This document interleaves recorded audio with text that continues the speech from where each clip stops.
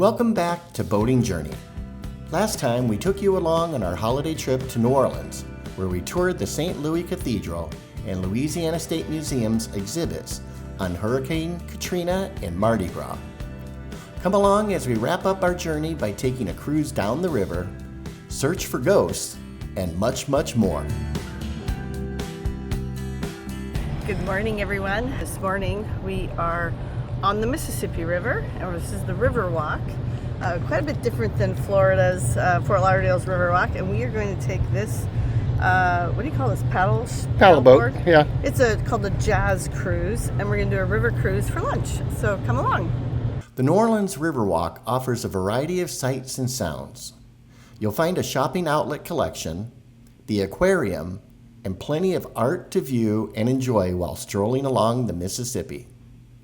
Dedicated in 2003, the New Orleans Holocaust Memorial is a 9-panel public art piece. As one walks around the sculpture, the 9 panels appear to move, creating a series of images, including recognizable Jewish symbols and abstract color images that are intended to describe the emotion and trials of victims, but also to serve as a tribute to them. A total of 10 images are visible throughout the piece. Time plays an important role in the appreciation of the memorial. As the viewer moves around the structure, the images change and distort with each motion, allowing for multiple, even infinite, reactions to and interpretation of the memorial's narrative and symbolic meaning. The monument to the immigrant depicts an immigrant family on one side, and the other side is a stylized figure shaped like the bow of a ship, reminding people that New Orleans is historically a port city and a city of immigrants. So this cool thing was built in 1940. We look very thin, I must say. Yeah, I know. Like that mirror. Take that home. But you'll notice these rods move very slowly in the wind. This 16-foot tall kinetic steel sculpture, Ocean Song, is a defining feature of the park. Its mirrored ring design and wind-activated rods symbolize the river's movement and pay homage to the circle dances in Congo Square. I'm liking the mirror. The lock gate is where visitors attach love locks as a symbolic gesture of eternal affection, similar to the traditions in Paris and other cities worldwide. Couples inscribe their names or initials on a padlock, attach it to the fence, and traditionally throw the key into the Mississippi River to symbolize their unbreakable love.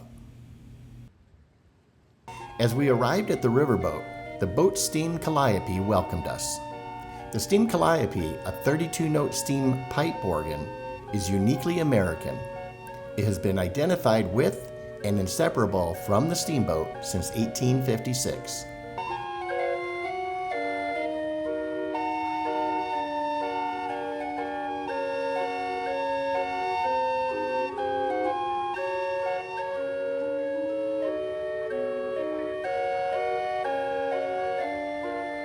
It was a beautiful day, so we quickly decided we would head up to the top deck to enjoy the sun and views.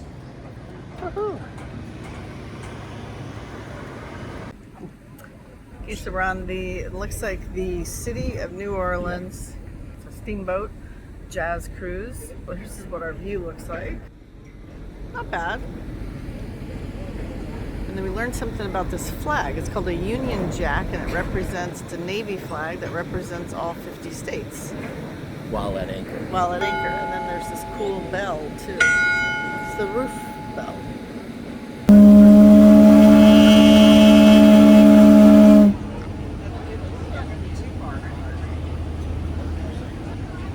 The riverboat City of New Orleans was named after the Arlo Guthrie song about the train city of New Orleans. Let's take a quick tour around the boat before we get underway. The City of New Orleans was designed to accommodate 1,000 passengers. It has 3 decks with indoor space for weddings and events. Each deck has its own bar, restaurant, elevators, and separate AV system. It is a true paddle wheel boat, powered by a diesel-electric motor driving the large wheel at the stern.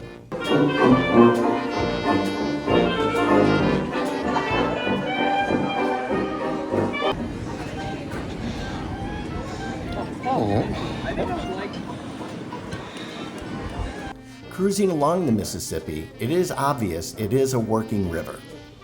There were tankers and barges passing by throughout the cruise. Cape Knox is a ready reserve force, roll-on, roll-off, or ro-ro cargo ship, serving as vital sea lift support for rapid military deployment, capable of carrying vehicles and containers and providing logistics like fuel and berthing. It's designed for quick activation to transport heavy military equipment globally. There are docks, both abandoned due to Katrina, and those still working. Construction began on the Domino Sugar Factory in 1905, and it has been in operation since 1909. We also spotted the Chalmette Monument, standing over 100 feet tall. The marble obelisk honors General Andrew Jackson and the soldiers who defended New Orleans during the Battle of Chalmette in 1815. Turning the boat around afforded us amazing views of the St. Louis Cathedral, aquarium, outlook collection, and as they called out, the friendly competition Creole Queen. I didn't realize the cruise terminal was located along the Riverwalk until we came upon a docked Carnival ship near the Crescent City Connection, a pair of cantilever bridges that are tied as the 5th longest cantilever bridges in the world. It is the farthest downstream bridge on the Mississippi. It was a great cruise. That night, before heading out to chase ghosts, we had dinner at the Redfish Grill on Bourbon Street. So tonight, I'm actually under the weather. I think I'm fighting the flu, so I'm trying to get through this. And tonight we're going on a ghost tour. And we're trying to find it. We're on some kind of weird alleyway once again. So see if we can't find this ghost tour and see if I can get through it and feel better in the morning. Ugh. We started the ghost tour, but with Allie feeling a bit under the weather, we decided to end our tour about halfway through and call it an evening. But not before first going towards the light.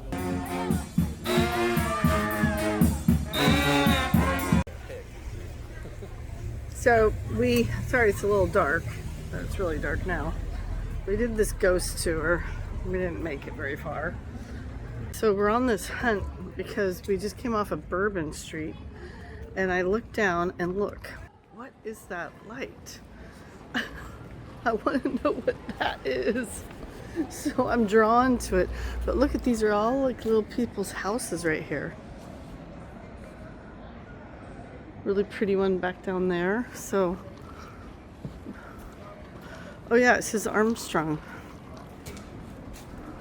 It just says Armstrong, that's it? It's just a light? I'm thinking that it might either be going into a park or it's just a road.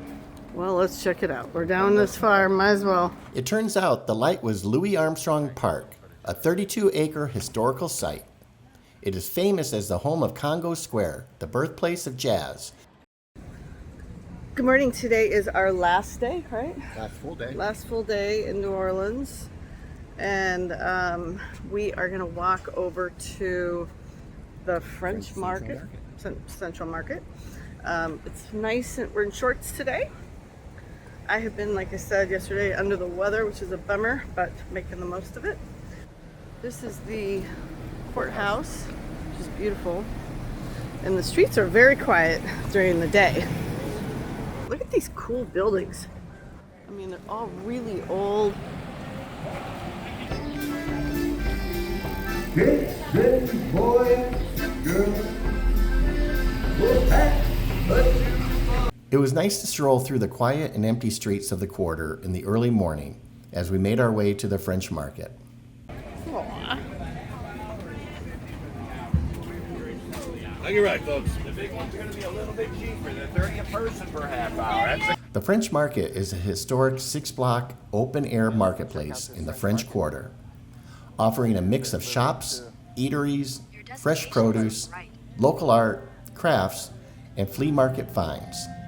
operating daily with a vibrant atmosphere of shopping, dining, and live music. Founded as a Native American trading post predating European colonization, the market is the oldest of its kind in the United States. Part of the space has been dedicated as a market since 1791 in the colonial period, but the oldest structures date to about 1813.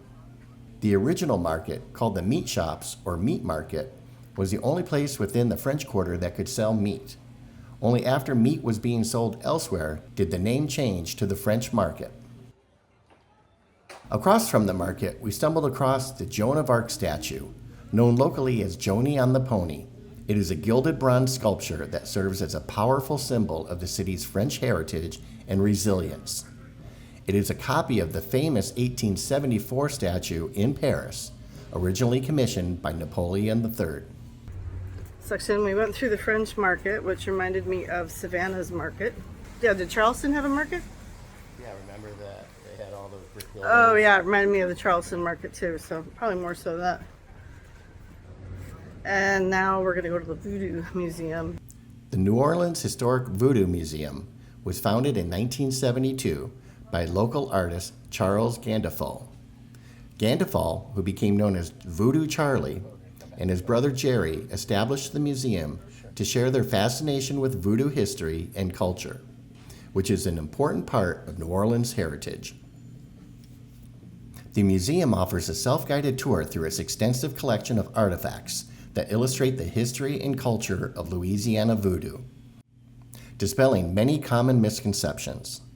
The exhibits feature historic voodoo relics, paintings, sculptures, ceremonial masks, and traditional voodoo dolls.